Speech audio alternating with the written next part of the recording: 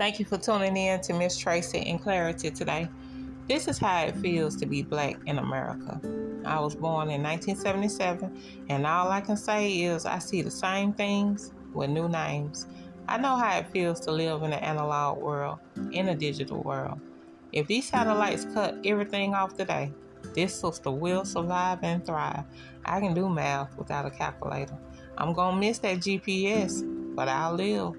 One of my friends got her college degree and ended up working as a manager at a fast food restaurant. I had an old boss admit to me that he hired a girl from his alumni over me. I ended up getting hired only because she was bored with the job. Those two things are unfair in my eye. I know how it feels to be looked over just because you black. I had a manager put a uniform policy in place because I was getting too much attention from men for my fashion. True story. I was in my early 20s working downtown. Only one kid, so I could shine a little bit. I was matching the energy of the so-called corporate world. They never had to wear uniforms until I came. I know how it feels to do two people's job. I never had to beg for my raises or promotions. Yet I know how it feels to really work hard. Everyone standing around talking and nothing is ever said to them. Yet here I am, working. I've seen the injustices within the workplaces. I've experienced racism within the workplaces. The Bible says, whatever you do, do it unto the Lord. He is your rewarder, not your boss. He is your source, not these jobs. These jobs are just a stepping stone to the next best thing. Retirement is good when you make it there. If you lined your ducks up in a row, God bless and enjoy. You earned it. I'm 46.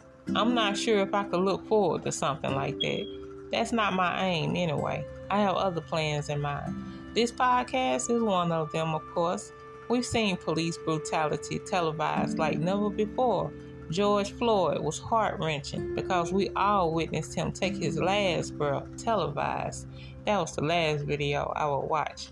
And I ain't watched the whole thing with him. A few more have been tagged since then. I refuse to see another video with brutality. Enough is enough. Don't organize another march. Don't organize another rally. It's time to aim higher and get some laws set. Point blank period. But who gonna do it though? Do I believe in the American dream? Once upon a time I did.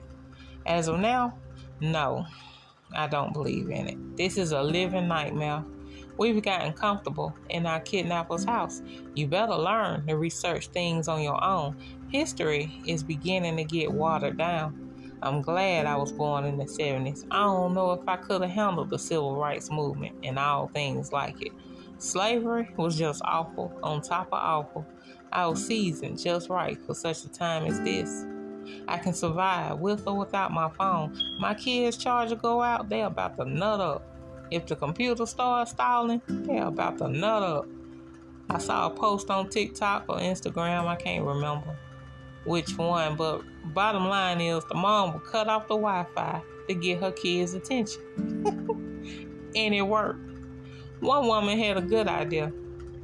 The kids had to do a chore to get the Wi-Fi password for the day. Now that's a great idea. I could have used that about 5-7 years back. That's a hell of an idea, ain't it? Because I have to tell mine more than once. Then when you go off, I'm wrong. These are wild times. These are wild times we're living in, indeed. I haven't seen nothing like it. I ain't seen nothing like it. No, anyone 30 and younger, I tell you now, this new normal isn't it. This ain't it. This is not how life's supposed to go. It seems like anything and everything is a go now. Hell, I want to be the coldest thing on the earth. You gonna let me be a refrigerator? I mean, my goodness. By the grace of God, I pray that somehow, some way we get back on track as a people, because this ain't it. Until I see more blacks in homes and better job positions, owning more businesses, driving luxury cars without the risk of cops following them, until I see black suburban neighborhoods here and there, then and only then, I might revisit the idea of an American dream versus an American nightmare. You try being opposed for anything and everything you ever set out to do and get denied and see how you like it. My alumni is Howard High School, which was an all-black high school. Not anymore. I see more Mexicans and Latinos coming in and out. It shocked me a bit. Times are changing. I have no problem with immigrants at all. Don't take me wrong. I have a Haitian heritage myself.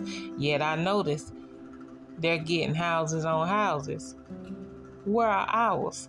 We still have to get approved and go through obstacles to get the simplest house. It's not right or fair. It's been like this for decades. It's long overdue for the blacks of America to really level up.